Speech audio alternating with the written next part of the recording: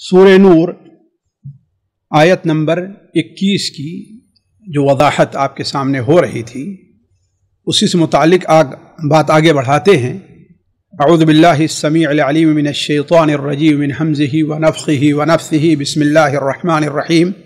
وقل للمؤمنات یغضضن من ابصارہن ویحفظن فروجہن ولا یبدین زینتہن الا ما ظہر منہا وَلْيَضْرِبْنَ بِخُمُرِهِنَّ عَلَى جُيُوبِهِنَّ وَلَا يُبْدِينَ زِينَتَهُنَّ إِلَّا لِبُعُولَتِهِنَّ أَوْ آبَائِهِنَّ أَوْ آبَاءِ بُعُولَتِهِنَّ أَوْ أَبْنَائِهِنَّ بُعُولَتِهِنَّ أَوْ إِخْوَانِهِنَّ وَبَنِي إِخْوَانِهِنَّ وَبَنِي أَخَوَاتِهِنَّ أَوْ نِسَائِهِنَّ أَوْ مَا مَلَكَتْ أَيْمَانُهُنَّ أَوِ التَّابِعِينَ غَيْرِ أُولِي الْإِرْبَةِ مِنَ الرِّجَالِ وَالطِّفْلِ الَّذِينَ لَمْ يَظْهَرُوا عَلَى عَوْرَاتِ النِّسَاءِ ولا يضربن بأرجلهن ليعلم ما يخفين من زينتهن وتوبوا إلى الله جميعا أيها المؤمنون لعلكم تفلحون۔ آپ کہہ دیجئے مومنہ عورتوں سے کہ اپنی کچھ نظروں کو نیچی رکھیں، اپنی نظروں کو بچائے رکھیں، وَيَحْفَظْنَ فُرُوجَهُنَّ اور اپنی شرمگاہ کی حفاظت کریں، ولا یبدین زینتہن الا ما ظہر منہا اور اپنی اسی زینت کو ظاہر کریں یا نہ ظاہر کریں اپنی کسی زینت کو الا ما ظہر منہا مگر وہ حصہ زینت کا جو اپنے آپ ظاہر ہو جائے، جس کا ظاہر ہونا ایک ناگزیر امر ہو، اس کے ظاہر کرنے میں کوئی گناہ نہیں ہے۔ پچھلی مجلس میں یہ بات ہو چکی تھی کہ الا ما ظہر منہا سے مراد کیا ہے، جیسا کہ بتایا کہ بعض علماء کا خیال ہے کہ اس سے وہ ظاہری زینت ہے جو کپڑوں وغیرہ کی شکل میں ہوتی ہے، یا لیتے دیتے ہاتھ ہے، ہاتھ میں مہندی لگی ہوئی ہے، ہاتھ میں انگوٹھی پہنی ہے، یہ چیزیں ہیں۔ بعض علماء نے یہ کہا اور بعض علماء نے یہ کہا کہ اس سے مراد چہرہ اور گٹوں تک دونوں ہاتھ ہیں، کہ گویا اس کا ظاہر کرنا عورت کے لیے جائز ہے۔ ان کے نزدیک چہرے کا اور دونوں ہاتھوں کا پردہ، گٹوں تک دونوں ہاتھوں کا پردہ، یہ ان کے نزدیک واجب نہیں ہے۔ اس سلسلے میں کچھ گفتگو ہو گئی تھی، میں اب اس کی طرف دوبارہ نہیں جانا چاہتا، اب آگے بڑھتے ہیں۔ اللہ تبارک و تعالیٰ مزید مسلمان عورتوں کو پردے سے متعلق اور اپنی زینت کے عدم اظہار سے متعلق جو توجیہات دے رہا ہے، جو احکام دے رہا ہے، ان میں سے ایک یہ بھی ہے کہ وَلْيَضْرِبْنَ بِخُمُرِهِنَّ عَلَى جُيُوبِهِنَّ اور چاہیے کہ یضربن مار لیں، لیکن یہاں مارنے کے مراد میں نہیں ہے، وہ کیا ہے؟ ڈال لینے کے مراد میں ہے۔ وَلْيَضْرِبْنَ اور ڈال لیں بِخُمُرِهِنَّ اپنی چادروں کو۔ خمر جمع ہے خمار کی، خمار اس چادر کو کہا جاتا ہے جو عورتیں اپنے سر کے اوپر سے لیتی ہیں، یہ کہ ان کے سر کے اوپر سے آئے اور پیر تک وہ پہنچ جائے اور رہے، جسے ہماری اور آپ کی زبان میں آج کل کا دوپٹہ نہیں، صرف گلے میں ہوتا ہے، یا جو صرف 1 میٹر کا ہوتا ہے، اس کی چوڑائی مشکل سے 1 میٹر کی ہوتی ہے، وہ نہیں ہے۔ وہ دوپٹہ ہے جو عورت کے سر سے لے کر کے پیر کے کافی حصے کو ڈھک لیا کرتا تھا، اس کے اوپر جو ہوتی تھی، جو سر سے لے کر کے بالکل پیر تک پہنچتی تھی، وہ جلباب ہے، وہ جلباب ہے۔ تو یہاں مراد خمار سے کیا ہے؟ دوپٹہ ہے۔ وَلْيَضْرِبْنَ بِخُمُرِهِنَّ اور ڈال لیں اپنی چادروں کو، اپنے دوپٹے کو، عَلَى جُيُوبِهِنَّ، جیوب جمع ہے جیب کی، جیوب جمع ہے جیب کی، جیب کے معنی ہوتا ہے وہ پھٹا ہوا حصہ جسے گریبان کہا جاتا ہے ہماری زبان میں، اور وہ عام طور پر ہی نہیں بلکہ یہ کلی طور پر یہ سامنے ہوا کرتا ہے، یہ سامنے، اسے ہم لوگ گریبان کہتے ہیں۔ تو وَلْيَضْرِبْنَ بِخُمُرِهِنَّ عَلَى جُيُوبِهِنَّ اور انہیں چاہیے، اور یہ حکم وجوبی ہے کہ اپنے دوپٹے کو اپنے گریبان میں ڈال لیں، اپنے گریبان، دوپٹے کا جو پلہ ہوتا ہے یعنی سر پر رکھیں، اور سر پر رکھ کر کے اس کو کیا کرے؟ یہ اپنے گریبان پر ڈال لیں۔ اس سے مراد کیا ہے؟ سینے کو چھپانا ہے، اس سے مراد سینے کو چھپانا ہے، اس لیے کہ غریبان عام طور پر سینہ ہی ہوتا ہے، اس لیے علماء کہتے ہیں اس سے مراد کیا ہے کہ ان کے دوپٹے کا حصہ اگرچہ سینے کے اوپر قمیص ہے چھپا ہوا ہے، لیکن مزید اس کو چھپانے کے لیے، اس لیے کہ اللہ تبارک و تعالیٰ کی طرف سے وہ ایسی چیز ہے جو صرف قمیص سے نہیں چھپ پاتا، اس کے چھپانے کے لیے ضروری یہ ہے کہ عورت کیا کرے، اپنی چادر کو بھی اپنے لے کر کے ایسے غریبان کے اوپر اپنے غریبان پر ایسے ڈالے گی تو گویا ہے وہ گلے کا حصہ بھی چھپ جائے گا اگر اس میں بٹن وغیرہ نہیں ہے، اور سینہ بھی چھپ جائے گا۔ اور یہ علماء کہتے ہیں کہ یہ اس لیے کہا گیا ہے کہ اس کی دو وجہ ہے، یہ یعنی اللہ تعالیٰ کا جو یہ حکم ہے کہ وَلْيَضْرِبْنَ بِخُمُرِهِنَّ عَلَى جُيُوبِهِنَّ، انہیں چاہیے کہ اپنے دوپٹے کو، اس کے پلو کو اپنے گریبان پر ڈال لیں۔ تو اس سے دو مراد ہے، ایک مراد تو یہ ہے کہ اس طریقے سے زینت کے چھپانے کی تاکید ہے۔ زینت پچھلے مجلس میں جو ہم نے زینت کا دو معنی بتایا تھا، ذہن میں رکھیے۔ ایک معنی وہ ہے جو خلقی زینت ہے کہ جس پر اللہ تعالیٰ نے ایک عورت کو پیدا کیا ہے، اور دوسری زینت کیا ہے، وہ انسان کی اپنی یا عورت کی اپنی بنائی ہوئی اچھے کپڑے ہیں، یا انگوٹھی پہن لینا ہے، اور یہ لگا لینا ہے، یعنی ہاتھوں کے اندر جو زینت مہندی وغیرہ لگا لینا ہے، ایسی چیزیں جو ہے یہ زینت ہے۔ تو دونوں زینتیں مراد ہیں۔ تو اس سے مراد کیا ہے، زینت کو چھپانے کا تاکیدی حکم ہے، یعنی اگرچہ ان کا سینہ چھپا ہوا ہے کس سے، قمیص سے، جو لباس پہنے اس پر مزید جو ہے اس کو چھپانے کے لیے ضروری یہ ہے کہ وہ اپنے چادر کو، اپنے دوپٹے کو اپنے گریبان میں ڈال لیں۔ دوسرا معنی اس کا یہ ہے کہ اس سے زمانے جاہلیت کی عورتوں کی مخالفت ہے، اور آج بھی جو نئی جاہلیت ہمارے یہاں مسلمان عورتوں میں بلکہ عام عورتوں میں پائی جا رہی، اس کی مخالفت ہے۔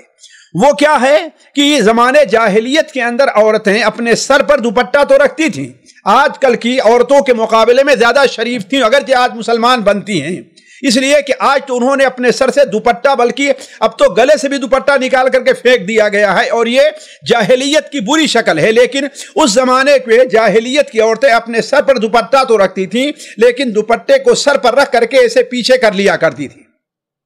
جس سے بسا اوقات ان کے کان، اس لیے کہ کان میں جو زینت رہے تو وہ بھی ظاہر ہو جائے اور یہ سارا حصہ بھی ظاہر رہا کرے۔ تو اس سے زمانے جاہلیت کی عورتیں چونکہ ایسا کیا کرتی تھیں، اس لیے ان کی مخالفت میں اللہ تبارک و تعالیٰ نے کیا فرمایا ہے کہ اس بری رسم سے بچنے کے لیے تم کیا کرو، وَلْيَضْرِبْنَ بِخُمُرِهِنَّ عَلَى جُيُوبِهِنَّ، اور چاہیے کہ ڈال لیں اپنے دوپٹے کے پلو کو، اپنے دوپٹے کے ایک حصے کو اپنے گریبان کے اوپر۔ اس کے بعد اللہ تبارک و تعالی اب مزید ایک اور زینت کے بارے میں بیان کر رہا ہے کہ کچھ ایسے لوگ ہیں جن کے سامنے عورتوں کو اپنی بعض زینتوں کے ظاہر کرنے کی ضرورت پڑتی ہے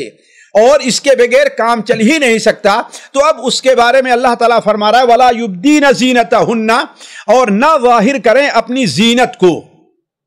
اپنی زینت کو ظاہر نہ کریں۔ اس سے دونوں زینتیں مراد ہیں، چاہے وہ زینت خلقی ہو یا وہ زینت مصنوعی بناوٹی ہو۔ تو وَلَا يُبْدِينَ زِينَتَهُنَّ إِلَّا لِبُعُولَتِهِنَّ، مگر اپنے شوہروں کے لیے۔ یہاں سے اب وہ حکم شروع ہو رہا ہے کہ وہ بعد زینت، جیسے چہرے کی جن سے متعلق یہ ہے کہ غیر مردوں سے بھی انہیں چھپانا وہ نہیں دیکھ سکتے، ان زینتوں کو کن مردوں کے سامنے ظاہر کر سکتی ہے۔ یہ آیت نازل ہوئی ہے سورہ الاحزاب کے آیت کے بعد۔ سورہ احزاب کے اندر 6 یا 7 لوگوں کے سامنے زینت کے ظاہر کرنے کی اجازت دی گئی ہے، اور یہاں پر جو ہیں اسے بڑھا کر کے 12 کر دیا گیا ہے، اسے بڑھا کر کے 12 کر دیا گیا ہے۔ اسی لیے علماء کہتے ہیں کہ آیت سورہ احزاب کی آیت کے بعد نازل ہوئی ہے، لا جناح علیہن فی آبائہن او ابنائہن او اخوانہن او بنی اخوانہن او بنی اخواتہن او نسائہن او ما ملکت ایمانہن۔ یہ 7 قسم کے لوگ ہیں جن کے سامنے زینت کے ظاہر کرنے کی اجازت دی گئی ہے، یا یہ کہیے کہ بے پردہ انہیں کے، اور بے پردہ سے مراد کیا ہے؟ یعنی دونوں ہاتھ یا دونوں پیر یا بسا اوقات کلائی کا کچھ حصہ جو کام کاج کے وقت میں ظاہر رہا کرتا ہے، یا سر اور چہرہ، ان کو کہاں ظاہر کر سکتی ہیں؟ فی آبائہن او ابنائہن او اخوانہن او بنی اخوانہن او بنی اخواتہن او نسائہن او ما ملکت ایمانہن، اسی چیز کے اندر مزید وسعت کے طور پر اللہ تبارک و تعالی نے یہاں 12 قسم کے لوگوں کا ذکر فرمایا ہے۔ اس چیز کو مسلمان عورتوں کو اچھی طریقے سے سمجھنا چاہیے کہ ان کے لیے کن مردوں کے سامنے بے حجاب ہو کر کے آنا جائز ہے، کن مردوں کے سامنے بے تکلفی سے بات کرنا بیٹھنا جائز ہے، کن مردوں کے سامنے عام گفتگو یعنی بلا جھجک جس میں گفتگو کر سکتے ہیں وہ جائز ہے۔ تو ان مردوں کا یہاں پر تذکرہ ہو رہا ہے کہ ولا یبدین زینتہن الا لبعولتہن، ان مردوں میں پہلا شخص کون ہے؟ ان کے شوہر ہیں۔ ظاہر بات ہے شوہر اور میاں بیوی کا ایسا تعلق ہے کہ ان دونوں کے درمیان کسی بھی چیز کا کوئی پردہ نہیں ہے۔ ہن لباس لکم وانتم لباس لہن، وہ تمہارے لباس ہیں اور تم ان کے لیے لباس ہو، یعنی عورتیں جو ہیں ہن وہ تمہارے لیے لباس ہیں اور تم گویا کہ ان لباس ایسا ہوتا ہے کہ جس سے جسم کا کوئی حصہ خالی نہیں رہتا یا جسم کے کسی حصے کو استغنا نہیں ہے۔ تو ایسی صورت میں گویا عورت اور مرد کے درمیان کسی قسم کا پردہ نہیں ہے۔ تو ولا یبدین زینتہن الا لبعولتہن، مگر اپنے شوہروں سے۔ علماء کہتے ہیں یہی حکم ہوگا اس لونڈی کا جس کا آقا ہے، کہ آقا کے سامنے بھی اس کے جسم کا کوئی حصہ پردہ نہیں، غیر آقا کے سامنے وہ ہوگا کہ ان کا چہرہ یا ان کا ہاتھ کھلا رہے، تو اس میں کوئی حرج نہیں ہے۔ تو ولا یبدین زینتہن الا لبعولتہن او آبائہن، یا اپنے باپوں کے سامنے۔ باپ سے مراد واضح رہے کہ صرف باپ نہیں ہے بلکہ باپ سے مراد دادا بھی ہے، پردادا بھی ہے، اوپر جہاں تک چلا جائے یہ سب اس کے اندر داخل ہیں۔ بلکہ بعض علماء کہتے ہیں کہ یہاں پر 2 ایسے خاص محرم ہیں جن کا ذکر نہیں ہے، ایک چاچا ہیں اور دوسرے ماموں ہیں۔ ان کا ذکر حدیثوں کے اندر وارد ہے، اور بعض علماء کہتے ہیں کہ آبائہن کے اندر چچا بھی داخل ہے، آبائہن میں چچا بھی داخل ہے، جیسا کہ اللہ کے رسول صلی اللہ علیہ وسلم کی حدیث ہے العم سنو ابی، العم سنو ابی، چچا جو ہے وہ باپ کا ایک حصہ اور باپ کا ایک جز ہے۔ اور قرآن مجید میں ظاہر بات ہے حضرت اسماعیل صلی اللہ علیہ وسلم کو حضرت یعقوب کے باپ کے سلسلے میں گنایا گیا ہے جبکہ وہ ان کے چچا تھے۔ تو کہنے کا مطلب یہ ہے کہ آبائہن سے مراد اصل یہ ہے کہ والد ہے، اور والد سے اوپر یعنی ان کے والد، اور ان کے والد اوپر تک جو سلسلہ ہے وہ چلا جائے گا۔ تو یعنی گویا دادا سے بھی پردادا سے بھی اس میں سے کسی سے پردہ نہیں ہے۔ او آبائی بعولتہن، یا اپنے شوہروں کے باپ سے، اپنے شوہروں کے باپ سے، اپنے شوہر کے دادا سے، اپنے شوہر کے باپ یا اپنے شوہر کے دادا، ان سے بھی کسی قسم کا پردہ نہیں ہے۔ یہ چیز بہت سے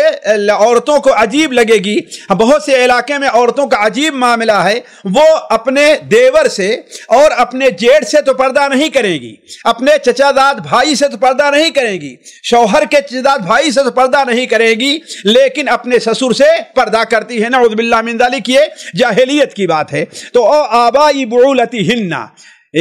یا اپنے شوہر کے باپوں سے، اور باپ کے اندر بتایا وہ بھی داخل ہوں گے۔ او ابنائہن، یا اپنے بیٹوں سے، یا اپنے بیٹوں سے، اپنے بیٹے ہیں، بیٹوں کے بیٹے ہیں، بیٹوں کے بیٹے کے بیٹے ہیں، جو نیچے تک جہاں تک چلا جائے گا وہ سب ہوں گے، اور اپنے بیٹوں سے۔ او ابنائی بعولتہن، یا اپنے شوہر کے بیٹوں سے، اپنے شوہر کے بیٹے یعنی شوہر کے جو بیٹے ہیں، چاہے کسی دوسری عورت ہی سے کیوں نہیں ہیں؟ گویا اگر شوہر کا بیٹا ہونے کا انہیں کسی بھی طریقے سے حق حاصل ہے، یعنی اس سلسلے میں آتے ہیں، تو وہ اس حکم میں داخل ہوں گے کہ شوہر کے جو بیٹے ہوں گے ان سے کسی بھی قسم کا پردہ نہیں ہے۔ تو ابنائہن او ابنائی بعولتہن او اخوانہن، یا اپنے بھائیوں سے، یا اپنے بھائیوں سے۔ بھائی کے اندر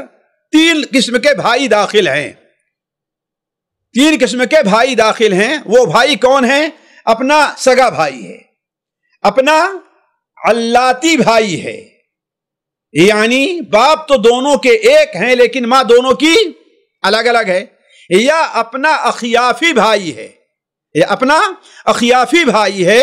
یہ تینوں، یعنی ماں تو دونوں کی ایک ہے اور باپ الگ الگ ہیں، یہ تینوں قسم کے جو بھائی ہیں ان سے پردہ نہیں ہے، ان کے سامنے اپنی زینت ظاہر کر سکتی ہیں۔ اور زینت سے مراد کیا ہے؟ وہ ہاتھ ہے، چہرہ ہے، یا کام کاج کے وقت جو حصہ عموماً جو ہے عورتوں کا کو کھولنے کی ضرورت پڑتی ہے یا کھلا رہتا ہے، تو ان بھائیوں کے اندر داخل ہے۔ اور یہیں سے ان عورتوں کی غلطی کا بھی اندازہ ہوتا ہے جو اپنے چچیزاد بھائیوں سے، یا اپنے ماموزاد بھائیوں سے، یا اپنے خالازاد بھائیوں سے پردہ نہیں کرتی۔ اصل حقیقی بات یہ ہے کہ وہ بھائی نہیں ہے، یہ بھائی ہماری اصطلاح میں چچیزاد بھائی، شرعی اصطلاح میں، حتیٰ کہ عربی اصطلاح میں بھی انہیں بھائی نہیں کہا جاتا، انہیں ابن عم، ابن الخال، یعنی چچا کا لڑکا، ماموں کا لڑکا، پھوپھی کا لڑکا کہا جاتا ہے، خالہ کا لڑکا کہا جاتا ہے، انہیں بھائی نہیں کہا جاتا۔ یہ بھائی ہمارے اپنی اصطلاح میں ہے، جہاں ہمارے ہاں رشتوں کے اندر بڑی وسعت پائی جاتی ہے، بڑی وسعت پائی جاتی ہے، تو اس کا اعتبار نہیں کہ ہمیں کیا، ہمارے ہاں کیا کہتے ہیں اس کو۔ اصل چیز یہ ہے کہ شرعی طور پر وہ ہمارے بھائی ہونے کا حقدار ہے کہ نہیں ہے۔ لہذا یہ بات واضح رہنی چاہیے کہ چچے کا لڑکا ہے، پھوپھی کا لڑکا ہے، خالہ کا لڑکا ہے، ماموں کا لڑکا ہے، یہ سارے کے سارے ویسے ہی محرم ہیں، ویسے ہی ان سے پردہ ہے جیسے ایک عام اجنبی مرد سے پردہ ہے، دونوں میں کوئی فرق پردے کے لحاظ سے نہیں ہے۔ تو او بنی اخوانہن، یا اپنے بھائیوں کے لڑکوں سے، او بنی اخواتہن، او بنی اخواتہن، یا اپنی بہنوں کے لڑکوں سے، یعنی بھانجا جس کو کہا کرتے ہیں۔ یہ بہن بھی کوئی بھی ہو سکتی ہے، یہ بہن بھی کوئی بھی ہو سکتی ہے، وہ بہن سگی بہن بھی ہو سکتی ہے، ماں ذات بہن بھی ہو سکتی ہے، اور باپ ذات بہن بھی ہو سکتی ہے، دونوں ہو سکتی ہیں۔ یعنی سگی بہن جسے شقیقہ کہا جاتا ہے، اور اخیافی بہن اور علاتی بہن، تینوں بہنیں اس کے اندر داخل ہوں گی، اور تینوں بہنوں کی اولاد بھی اس کے اندر داخل، جیسے کہ آگے آ رہا ہے۔ اور بنی اخواتہن، یا اپنی بہنوں کے جو اولاد ہیں، اور یہ بھی واضح رہے کہ بہنوں کی اولاد سے جس طریقے سے پردہ نہیں ہے، ایسے ہی بہنوں کی اولاد سے ہی پردہ نہیں ہے۔ یعنی اگر کسی کا بھانجا ہے تو بھانجے کے بیٹے سے بھی پردہ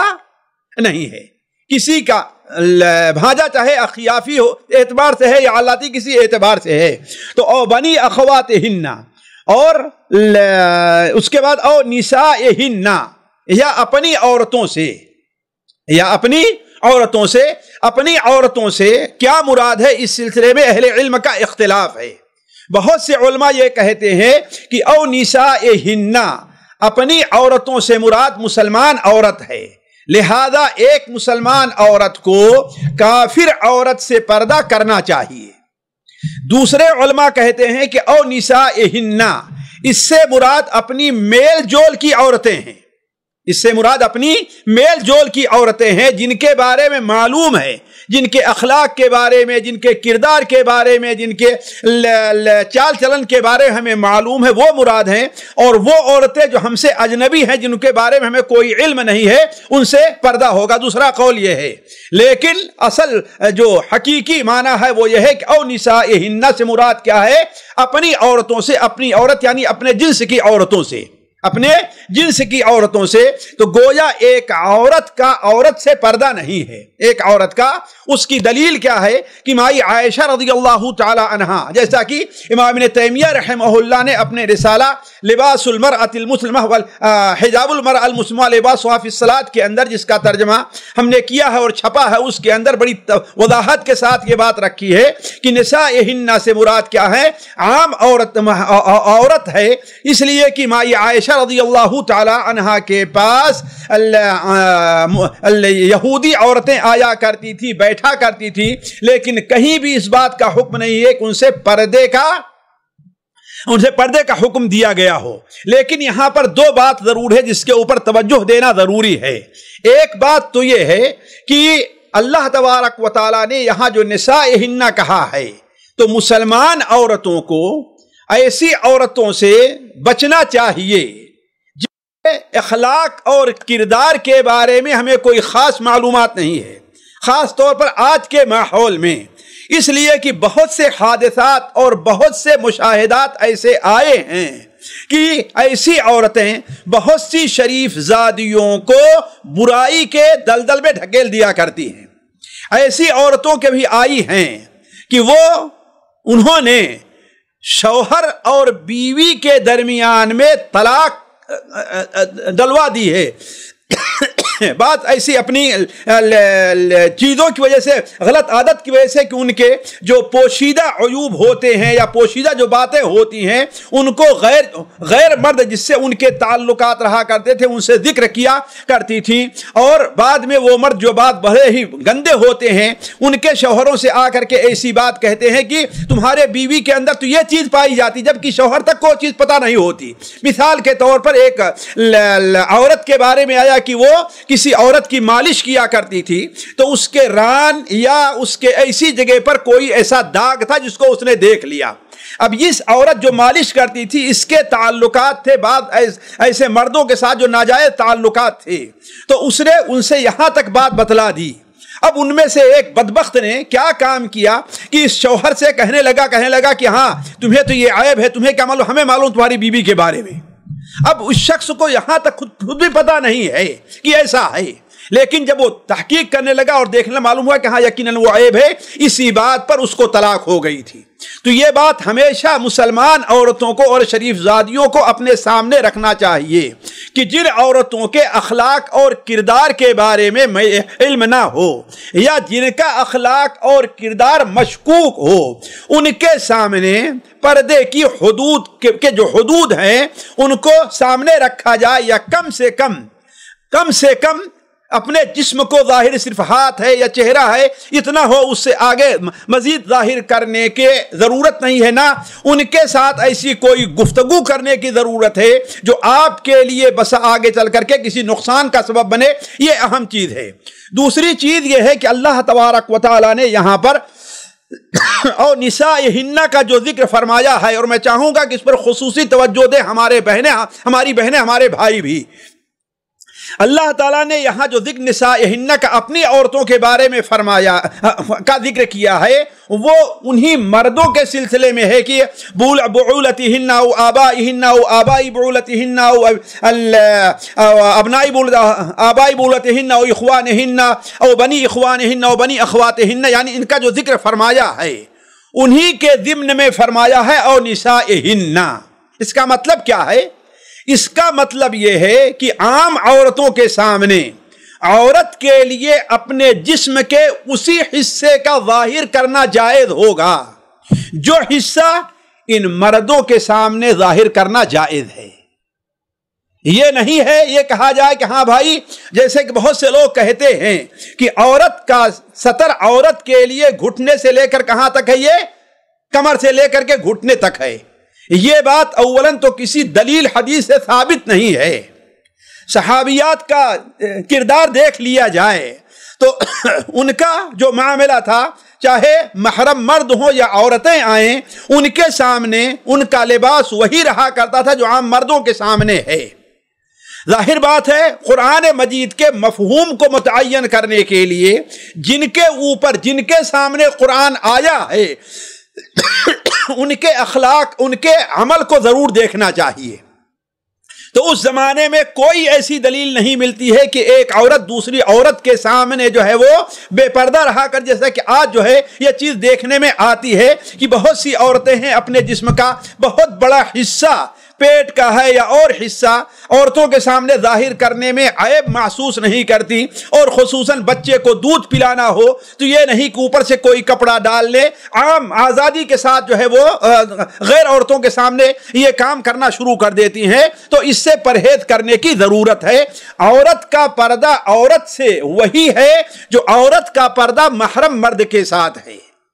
عورت کا پردہ ایک عورت سے یہی ہے۔ ایک عام حالات کی بات کہہ رہے ہیں، لیکن بس اوقات ضرورت ہو سکتی ہے، حاجت ہو سکتی ہے، اس کا معاملہ الگ ہے۔ لیکن عام حالات میں ایک عورت کا پردہ ایک عورت سے وہی ہے جو پردہ ایک عورت کا اس کے محرم مرد کے ساتھ ہے، یعنی چہرہ ہے، دونوں ہاتھ ہیں، یا جیسے کام کاج کے وقت علماء کہتے ہیں جس کی ضرورت پڑتی ہے دونوں پیر ہیں، یا بسا اوقات یہ ہوتا ہے کہ کلائی ہے یا سر ہے، ان کے علاوہ جیسا ہوتا ہے کہ یعنی سینہ ہے اور یہ چیزیں ہیں، ان کا ظاہر کرنا عورتوں کے سامنے بھی جائز نہیں ہوگا۔ تو او نسائہن او ما ملکت ایمانہن، یا ان کے سامنے زینت ظاہر کریں گی جو ان کے غلام ہیں۔ غلام سے مراد بعض لوگوں نے لونڈیاں لیا ہے، جیسے سعید بن مسیب وغیرہ سے مروی ہے، جبکہ یہ بات صحیح نہیں ہے۔ کیوں؟ اس لیے کہ لونڈیاں جو ہیں ان کا ذکر اور نسائہن میں آ چکا ہے، نسائہن میں آ چکا ہے۔ ایک چیز، دوسری چیز یہ ہے کہ خود حدیثوں سے اس کا پتہ چلتا ہے کہ ایک عورت کا اپنے غلام کے ساتھ پردہ نہیں ہے، غلام اس کا محرم نہیں ہے، اس کے ساتھ سفر کرنا جائز نہیں ہوگا، بلا ضرورت اس کے ساتھ خلوت جائز نہیں۔ لیکن جہاں تک لین دین، آنے جانے بلانے کا تعلق ہے، اس میں جو ہے ایک عورت کا اپنے غلام سے پردہ نہیں ہے۔ یہاں پر دو بات ہے۔ ایک بات تو ہے کہ آخر اس کی دلیل کیا ہے جو ہم کہہ رہے ہیں کہ اس کی پر یہاں صرف غلام مراد ہے، لونڈی مراد نہیں ہے۔ اس کی دلیل سنن ابو داؤد وغیرہ میں وہ حدیث ہے کہ اللہ کے رسول صلی اللہ علیہ وسلم حضرت فاطمہ رضی اللہ تعالی عنہا کے پاس ایک خادم لے کر کے گئے۔ اس وقت حضرت فاطمہ رضی اللہ تعالیٰ عنہ اپنے گھر میں تھی، ان کے اوپر ایک چادر تھی، اگر چادر سے سر کو ڈھکتی تھی تو پار کا حصہ کھل جاتا تھا، اور نیچے پیر کا حصہ ڈھکتی تھی تو سر کا حصہ کھل جاتا تھا۔ تو آپ صلی اللہ علیہ وسلم نے فرمایا کہ لا بأس علیک، جب حضرت فاطمہ کی پریشانی اور الجھن دیکھی تو فرمایا لا بأس علیک، پریشان نہ ہو، یہ تمہارا باپ ہے اور یہ تمہارا غلام ہے، یعنی باپ کے سامنے بھی ان چیز کا ظاہر کرنے میں کوئی حرج نہیں ہے، ایسے غلام کے سامنے بھی ظاہر کرنے میں کوئی حرج نہیں ہے۔ ایک چیز تو یہ ذہن میں رہنی چاہیے۔ دوسری بات یہ ذہن میں رکھیں کہ بہت سے لوگوں نے او ما ملکت ایمانہن کے اندر ڈرائیوروں کو اور گھر کے جو خادم ہوتے ہیں، نوکر چاکر ہوتے ہیں، یا ہوٹلوں میں جو بیرے ہوتے ہیں، ان کو اس پر قیاس کیا ہے۔ یہ قیاس بالکل غلط ہے۔ ڈرائیور ہے وہ قطعاً اجنبی ہے، گھر کا نوکر ہے وہ قطعاً اجنبی ہے، اس لیے کہ آپ جانتے ہیں جو غلام ہوا کرتا ہے، خریدا ہے بیچا، وہ اولاً کئی اعتبار سے ان حدود کا پاس و لحاظ رکھتا ہے جو ایک نوکر ہے جو مزدوری پر رکھا وہ نہیں رکھ سکتا، اس لیے دونوں ایک حکم میں نہیں آ سکتے ہیں۔ تو او ما ملکت ایمانہن، اس کے بعد مزید اللہ تعالیٰ ارشاد فرماتا ہے اب التابعین غیر اولی الاربۃ من الرجال، یعنی وہ لوگ جن کے سامنے زینت کے ظاہر کرنے کا حکم ہے، وہ کون ہے؟ یہ وہی زینت ہے جس زینت سے متعلق ہم نے کہا کہ عام حالات میں جس کی ضرورت پڑتی ہے اس پر توجہ رہنی چاہیے۔ اب التابعین، تابع کے معنی ہوتا ہے پیچھے لگنے والا، طفیلی، بعد نے خادم قرار دیا، بعد نے اس سے یہ قرار دیا کہ ہاں جو آدمی بہت مجبور ہے اور آپ کے گھر میں صرف اس کو کھانا مل جا رہا ہے اور کوئی چیز نہیں ہے، تو اب التابعین، یا ایسے تابع لوگ، ایسے طفیلی لوگ، غیر اولی الاربہ، غیر اولی الاربہ، غیر کے معنی جانتے ہیں کہ غیر کا معنی کیا؟ سوا ہوتا ہے۔ اولی الاربہ، اولی یہ ذو کی جمع ہے، ذو الاربہ، اربہ کے معنی حاجت کے ہوتا ہے، جو حاجت والے نہیں ہیں، من الرجال، مردوں میں سے، وہ تابع لوگ جو مردوں میں سے حاجت والے نہیں ہیں، یعنی اربا سے یہاں مراد کیا ہے؟ شہوت ہے، یعنی ان کے اندر یا تو شہوت نہیں ہے یا اپنی مجبوری کی وجہ سے وہ شہوت کے بارے میں، مالکہ کے بارے میں سوچ بھی نہیں سکتے ہیں، مالکہ کے بارے میں سوچ بھی نہیں سکتے ہیں کہ اگر ایسا ہوا تو ہمیں نکال بھگایا جائے گا، یا بوڑھے ہو جانے کی وجہ سے، بہت بوڑھے ہو جانے کی وجہ سے، اور یہ عمر جو ہے 70 سال 75 سال کی نہیں رہے گی، یہ 90 یا اس کے بعد کہیں جا کر کے پوری ہوگی۔ یہ نہیں ہے کہ ہاں جو ہے بہت سے لوگ، ہاں بھائی بوڑھا ہے، کتنا ہے، 60 سال کا ہے، 65 سال کا ہے، 70 سال کا ہے، یہ بوڑھے خواہش والے ہوتے ہیں، ان کے ساتھ ویسے ہی پردہ ہے جیسے جوانوں سے پردہ ہے۔ اسی لیے آگے آئے گا کہ اللہ تبارک و تعالی نے ان بوڑھی عورتوں کے لیے تو اجازت دے دی ہے جو شادی کی خواہش مند نہیں رہتی ہیں، بوڑھے ہونے کی وجہ سے، والقواعد من النساء، لیکن مردوں کا مستثنا نہیں کیا ہے، جیسا کہ آگے آئے گا۔ تو غیر اولی الاربا سے مراد وہ لوگ ہیں کہ جن کے اندر فطرتاً شہوت نہیں ہے، لیکن اگر یہ معلوم ہو جائے کہ اس کے اندر شہوت تو نہیں ہے لیکن اس قسم کی باتوں میں دلچسپی رکھتا ہے وہ، جیسا کہ حضرت ام سلمہ رضی اللہ عنہ کی روایت ہے کہ ایک ہجڑا، ایک مخنث ازواج مطہرات کے پاس آیا جایا کرتا تھا، بیٹھتا تھا، اور لوگ اسے سمجھتے تھے کہ غیر اولی الاربۃ من الرجال، یعنی ان مردوں میں سے ہے جس کے اندر عورتوں سے متعلق شہوت نہیں پائی جاتی، تو عورتیں اس سے پردہ بھی نہیں کرتی تھی۔ لیکن حضرت ام سلمہ کے پاس ایک بار بیٹھا ہوا تھا، یہ خیبر کے یہ جو ہے طائف کے فتح ہونے سے پہلے کا معاملہ ہے کہ آپ کے بھائی حضرت عبداللہ وہاں پر بیٹھے تھے، تو وہ کہتا ہے کہ اے عبداللہ، اگر طائف فتح ہو گیا تو فلاں غیلان کی جو بیٹی ہے اس کی صفت ایسی ہے، چلتی ہے تو ہاں سامنے سے ایسے آتی ہے تو سامنے سے ایسا محسوس ہوتا ہے، اور جاتی ہے تو پیچھے سے ایسا محسوس ہوتا ہے۔ جب آپ نے بات کہی تو کہا کہ آج کے بعد سے یہ تمہارے پاس نہ آئے، آج کے بعد سے، تو یہ کہنے کا مطلب ہے کہ فطری طور پر یا اس کے اندر نہیں پائی جا رہی ہے، اگر نہیں پائی جا رہی ہے لیکن اس قسم کی چیزوں سے دلچسپی رکھتا ہے تو اس کا بھی یہی حکم ہوگا۔ تو اب التابعین غیر اولی الاربۃ من الرجال، یا ان مردوں میں سے جو تابع اور خادم بن کر کے رہتے ہیں، غیر اولی الاربہ، شرط یہ ہے کہ ان کے اندر خواہش نہیں پائی جاتی ہے، خواہش نہیں پائی جاتی ہے۔ تو یہ خواہش بسا اوقات فطری ہو سکتی ہے اور بسا اوقات احترام یا کسی اور وجہ سے بھی ہو سکتی ہے۔ اب الطفل الذین لم یظہروا علی عورات النساء، یا وہ لڑکے، اب الطفل یا وہ بچے، لم یظہروا علی عورات النساء، جو عورتوں کے پردے کی بات پر سے واقف نہیں ہوئے ہیں، لم یظہروا علی عورات النساء، عورتوں کی جو پردے کی باتیں ہوتی ہیں، یعنی جو جنسی معاملات ہوتے ہیں، ان کے سامنے ایک عورت اور ایک مرد کے اندر کوئی فرق نہیں ہے، ان کے سامنے ایک بالغ لڑکی اور نابالغ لڑکی میں کوئی فرق نہیں ہے۔ اور یہ عمر لوگ عام طور پر یہ سمجھتے ہیں کہ بالغ اور نابالغ، لہذا 15 سال کا 14 سال کا کوئی بچہ ہے تو اس کے گھر میں اچانک بے ٹوک آنے جانے پر کوئی پابندی نہیں رہا کرتی، ایسی بات نہیں ہے۔ اس سے مراد 10 سال اور اس سے نیچے کا بچہ ہے، اس لیے کہ 10 11 12 سال کے اندر بچوں کے اندر جو بلوغت کے قریب پہنچنا شروع ہوتا ہے تو ان کے اندر جنسی خواہش اور یا اس قسم کے خیالات پیدا ہو جایا کرتے ہیں۔ اسی لیے اللہ تعالیٰ نے فرمایا کہ اب الطفل الذین، یا اور وہ بچے، لم یظہروا علی عورات النساء، جو عورتوں کے پردے کی باتوں پر ابھی تک وہ مطلع نہیں ہوئے ہیں یا ان کے سامنے کوئی نہیں ہے۔ مزید اللہ تبارک و تعالیٰ زینت کے بارے میں حکم دیتا ہے، وَلَا يَضْرِبْنَ بِأَرْجُلِهِنَّ لِيُعْلَمَ مَا يُخْفِينَ مِن زِينَتِهِنَّ، اور ایک محارم کے ذکر بعد الگ حکم ہے۔ اللہ تعالیٰ فرماتا ہے وَلَا يَضْرِبْنَ، اور نہ پٹکیں، بِأَرْجُلِهِنَّ، اپنے پیروں کو، اپنے پیروں کو نہ پٹکیں، کیوں؟ لِيُعْلَمَ مَا يُخْفِينَ مِن زِينَتِهِنَّ، تاکہ جو زینت کو انہوں نے چھپا رکھا ہے وہ جان لی جائے۔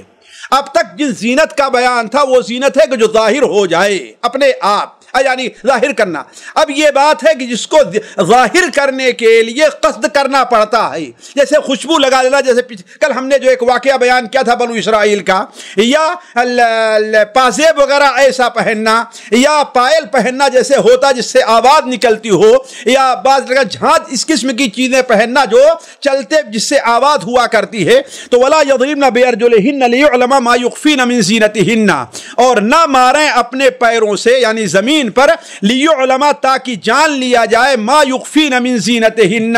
اس زینت کو جو انہوں نے چھپا رکھا ہے، جس زینت کو چھپا رکھا ہے۔ اس سے مراد یہ ہے کہ کوئی بھی ایسی حرکت نہیں کرنی چاہیے جس سے ان کے اندر جو زینت پائی جا رہی ہے وہ زینت ظاہر ہو جائے، وہ زینت ظاہر ہو جائے۔ اس کے اوپر بھی پابندی ہے، کیوں؟ اس لیے کہ بسا اوقات مردوں کی توجہ عورتوں کی طرف جہاں اس کا چہرہ کھلے رہنے سے ہوتی ہے، ایسے ہی اگر وہ اپنے زیورات کو کی آواز کو باہر نکالے یا خوشبو لگائے یا سریلی آواز نکالے تو مرد کی توجہ عورت طرف مبذول ہوتی ہے۔ تو ہر ایسی چیز سے روک دیا گیا ہے جو اس سلسلے میں ہو۔ اسی لیے علماء کہتے ہیں کہ بسا اوقات ایک چیز جائز ہوتی ہے، لیکن اگر وہ کسی ناجائز چیز کا ذریعہ بنتی ہے تو اللہ تعالیٰ اس کو بھی ناجائز قرار دیتا ہے۔ جیسے پیروں کا مارنا، پیروں کا پٹھکنا، یہ چیزیں اصل جائز ہے، لیکن چونکہ اس سے زینت ظاہر ہوتی ہے تو وہ کرنا جائز نہیں ہوگا۔ اسی لیے علماء کہتے ہیں آج جو عورتیں وہ اونچے ایڑی کی جوتیاں اور چپل وغیرہ سینڈل پہنتے ہیں، چلتے ہوئے کھٹ کھٹ کھٹ کی آواز ہوتی ہے، یہ تمام چیزیں اسی حکم کے اندر ہیں۔ اس آیت میں مزید اللہ تعالیٰ یہ حکم بیان فرما رہا ہے، وَتُوبُوا إِلَى اللَّهِ جَمِيعًا أَيُّهَا الْمُؤْمِنُونَ لَعَلَّكُمْ تُفْلِحُونَ۔ اے مومنو، وَتُوبُوا اور توبہ کرو، إِلَى اللَّهِ اللہ کی طرف، جَمِيعًا تم سب کے سب۔ یہاں پر ایک نقطہ علماء نے بیان کیا ہے کہ اس جملے کو اس آیت کے اندر اس لیے ذکر کیا جا رہا ہے کہ جنسی معاملات میں مرد فطری طور پر کمزور واقع ہوا ہے،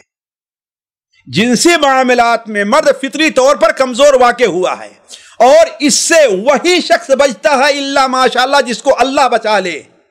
ورنہ عموماً اس کے اندر کیا ہے، مرد واقع ہو جاتے ہیں۔ اسی لیے وَتُوبُوا إِلَى اللَّهِ جَمِيعًا کہا اللہ تعالیٰ نے۔ تو اگر اس قسم کے خیالات پیدا ہوتے ہیں تو اس کے لیے، یا اس سے پہلے اگر تم سے یہ سب کام ہو چکا ہے، چاہے مرد ہے یا عورت ہیں، تو اس کے لیے کیا ہے، توبوا الی اللہ، اللہ تبارک و تعالیٰ کی طرف توبہ کرو، جمیعاً تم سب کے سب۔ یعنی صرف یہی نہ کہا جو یہ کرے، کیوں؟ معلوم یہ ہوا کہ عموماً اس کے اندر مرد مبتلا ہو جایا کرتے ہیں، جیسا کہ جب صحابہ کرام رضوان اللہ علیہم اجمعین کے بارے میں ایسا ہو سکتا ہے، دوسرے لوگ کیوں نہیں مبتلا ہو سکتے؟ تو وَتُوبُوا إِلَى اللَّهِ جَمِيعًا أَيُّهَا الْمُؤْمِنُونَ، اے مومنو، لَعَلَّكُمْ تُفْلِحُونَ، تاکہ تم کامیاب ہو۔ تمہاری کامیابی کے لیے ضروری ہے کہ تم توبہ کرو، یہ جو احکام بیان کیے گئے ہیں ان کے اوپر عمل کرو۔ گویا جس معاشرے کے اندر ان احکام کے اوپر عمل نہیں کیا جاتا، عورتوں کا پردہ ہے، عورتوں کی زینت کے حدود ہیں، ان کا لحاظ نہیں کیا جاتا، مرد اپنی نظریں نیچی نہیں رکھتے ہیں، عورتیں اپنی نظریں نیچی نہیں رکھتی ہیں، عورتیں بے پردہ چلتی ہیں، اور توبہ اس غلطی کے اوپر اپنی غلطی کا کوئی احساس بھی نہیں کہ توبہ کریں، تو وہ معاشرہ، وہ ماحول کبھی بھی کامیاب نہیں ہو سکتا۔ وَتُوبُوا إِلَى اللَّهِ جَمِيعًا أَيُّهَا الْمُؤْمِنُونَ لَعَلَّكُمْ تُفْلِحُونَ۔ اللہ تبارک و تعالیٰ سے دعا ہے کہ اللہ تعالیٰ ہمیں اور آپ کو قرآن کے بارے میں بصیرت عطا فرمائے۔ یہ چند باتیں تھیں جو آپ کے سامنے ہم نے رکھی، حالانکہ اس آیت سے متعلق اور بھی بہت سی چیزیں ہیں، لیکن میں سمجھتا ہوں کہ اس آیت کو سمجھنے کے لیے یہی اتنا کافی ہے۔ باقی انشاءاللہ اگلی مجلس میں آپ کے سامنے بات رکھی جائے گی۔ والسلام علیکم ورحمۃ اللہ وبرکاتہ۔ سامعین کرام، ہمارے علمی اور عوامی دروس اور سوال و جواب کی مجلسوں سے آپ خود بھی مستفید ہوں اور اپنے دوست و احباب کے ساتھ بھی شیئر کریں۔ عین ممکن ہے کہ آپ کے شیئر سے کسی کی اصلاح اور آپ کے لیے صدقہ جاریہ بن جائے۔ واٹس ایپ پر اسلامک میسج حاصل کرنے کے لیے نمبر نوٹ فرمائیں: یعقوب عزیز 00966 5089 59707۔ واٹس ایپ سوال جو آپ گروپ میں ایڈ ہونے کے لیے نمبر نوٹ فرمائیں: عبدالسلام عمری 00966 502627 نمبر بھیجتے ہوئے نام اور پتہ ضرور لکھیں۔ اسی طرح ہمارے یوٹیوب چینل اسلامی دعویٰ کو ضرور سبسکرائب کریں تاکہ ہماری ہر نئی اور اہم ویڈیو کی اطلاع آپ کو فوری حاصل ہو جائے۔ تمام دروس، مقالات اور سوال و جواب سیریز کے لیے ہماری مشہور ویب سائٹ www.islamidawah.com کا مشاہدہ کرتے رہیں۔ السلام علیکم ورحمۃ اللہ وبرکاتہ۔